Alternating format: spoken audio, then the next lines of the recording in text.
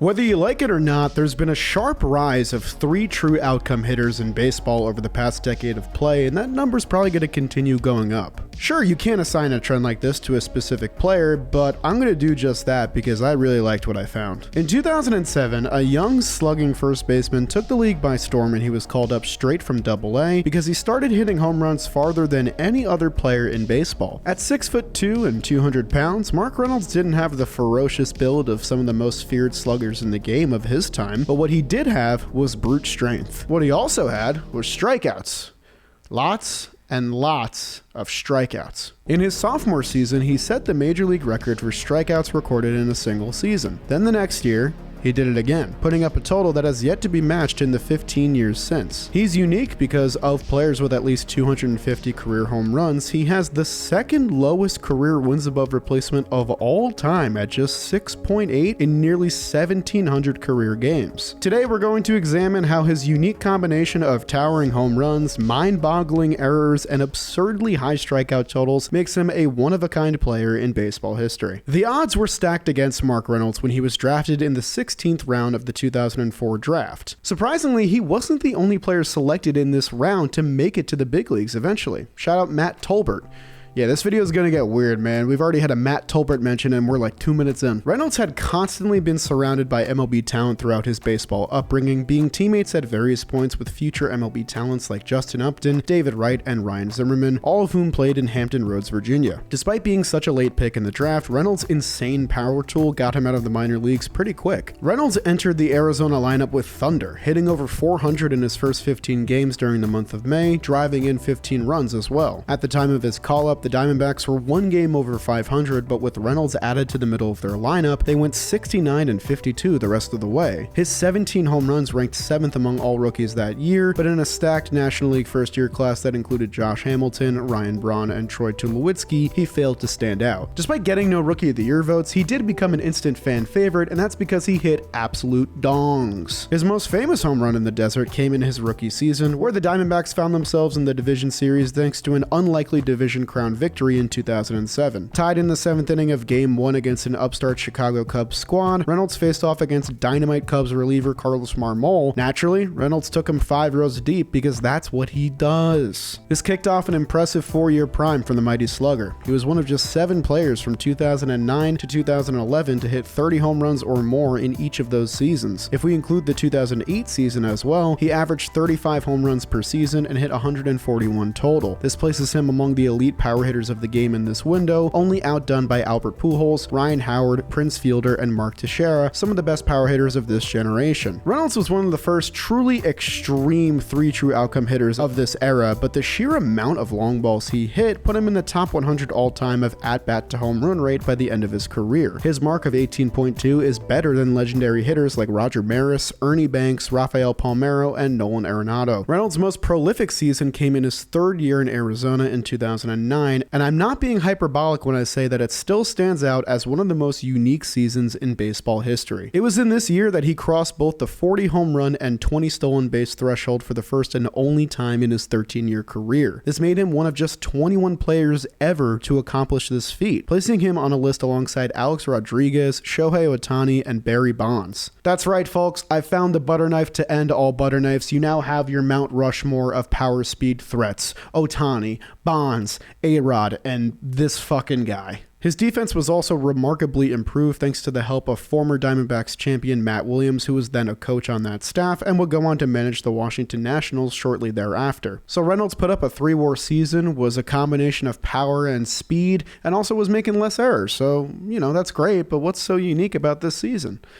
How about 220 strikeouts? Mark Reynolds became the first player in MLB history at the time to cross that threshold. A season before, he had already set the major league record by becoming the first player ever with a 200 strikeout season, outdoing the total set by Ryan Howard a few years prior. But in 2009, he somehow topped that mark by adding 20 more to that total. And even in an era where hitters are striking out more than ever, no hitter has reached the 220 mark threshold since, except for Adam Dunn in 2012. himself. It might not be crazy to say that we'll never see a hitter strike out this much in a season ever again. But it also begs the question, did it matter? Mark Reynolds hit 40 home runs, stole 20 bases, played solid defense at third base, and could easily be defined as a very productive player. Did the strikeouts matter? I'll let you be the judge, and not your uncle, because I know his answer. Of Reynolds' 578 at-bats in 2009, there were 298 events that resulted in either a strikeout or an extra base hit, which is roughly 52% overall. Listen, I did a lot of math and split finding in this video.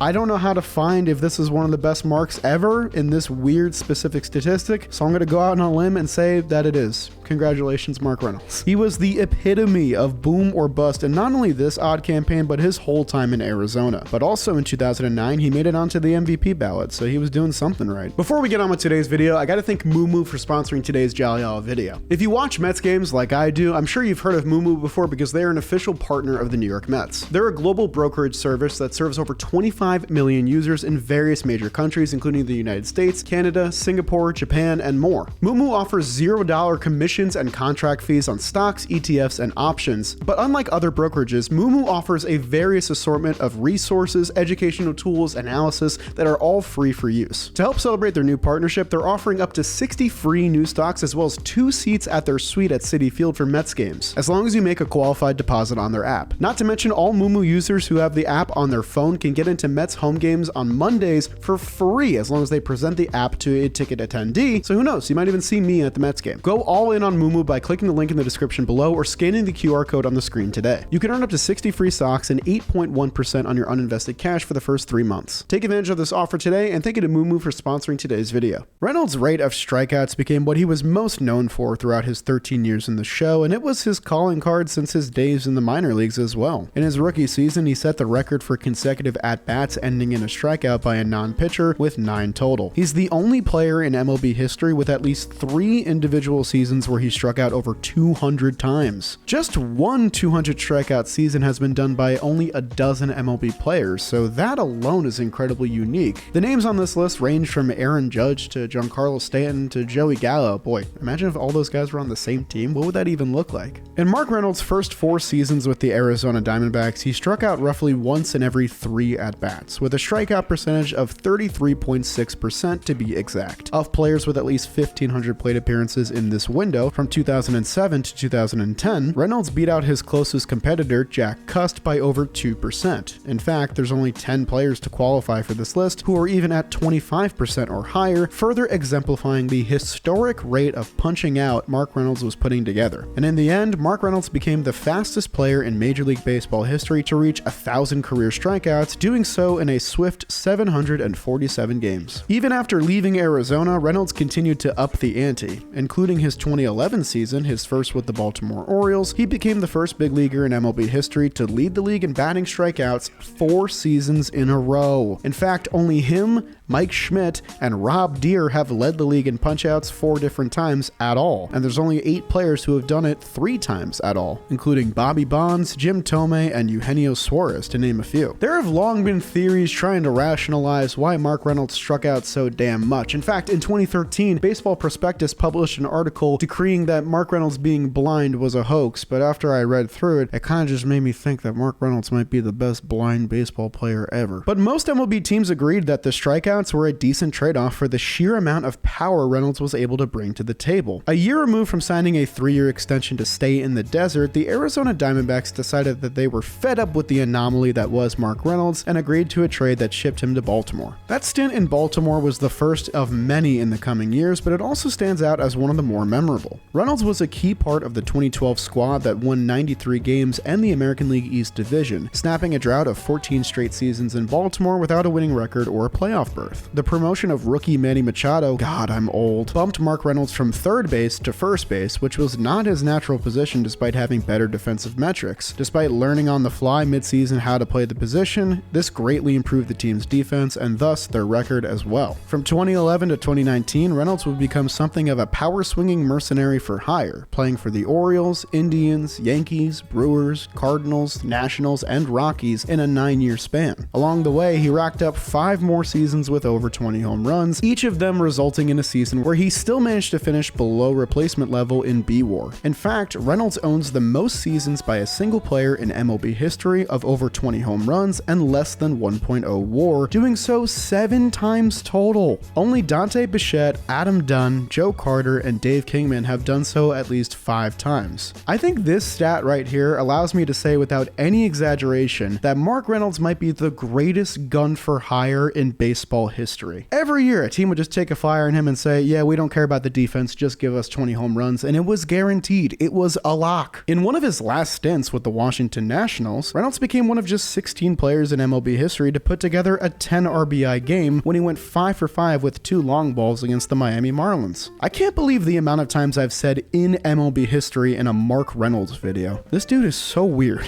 Even in his later years, Mark Reynolds was still hitting balls farther than basically any other hitter in the game. From 2015 to 2017, which were his age 31 to 33 seasons, Reynolds clubbed 8 home runs that traveled over 450 feet, a total which was only outdone by Giancarlo Stanton and Carlos Gonzalez. A lot of that probably has to do with Coors Field, but also who cares? Look at these tanks, man. These are absolutely ridiculous. At the end of it all, Reynolds left his mark on MLB in his own unique way. He came just 73 strikeouts shy of crossing 2,000 for his entire career, but despite playing in less games than most of his contemporaries on this list, Mark Reynolds ranks 13th overall for total career strikeouts. He also ended his long career without a single at-bat in AAA, getting called up straight from AA in 2007 and never accepting a minor league assignment once he got to the major leagues, retiring when he received no more major league offers in 2019. Of everything that I've said about him, that might be the most alpha thing of all. Throughout his career, Reynolds knew his worth despite his faults. Back in his time with Arizona, he remarked that, quote, all these people wrote all this stuff about how he has such a negative effect on the game because of his strikeouts. But Reynolds always knew, I hit 40 plus home runs and drove in 100 plus runs. I am who I am. I'm not going to answer any more questions about strikeouts, and I'm going to move on and not read any of the crap you guys write anymore because most of it's negative. And I gotta say, that's a pretty good mantra to live by. There you have it, folks. One of the weirdest case studies in WAR I think I've ever done on my channel, and I've been at this for about 5 years now. Thank you so much for watching the video to the end. If you enjoyed it, leave a like on the video and comment down below who you think in current MLB could top that Mark Reynolds strikeout total. As always, if you enjoyed the video, make sure you subscribe to the channel, but that'll do it for me in this video, and I'll see you guys next time.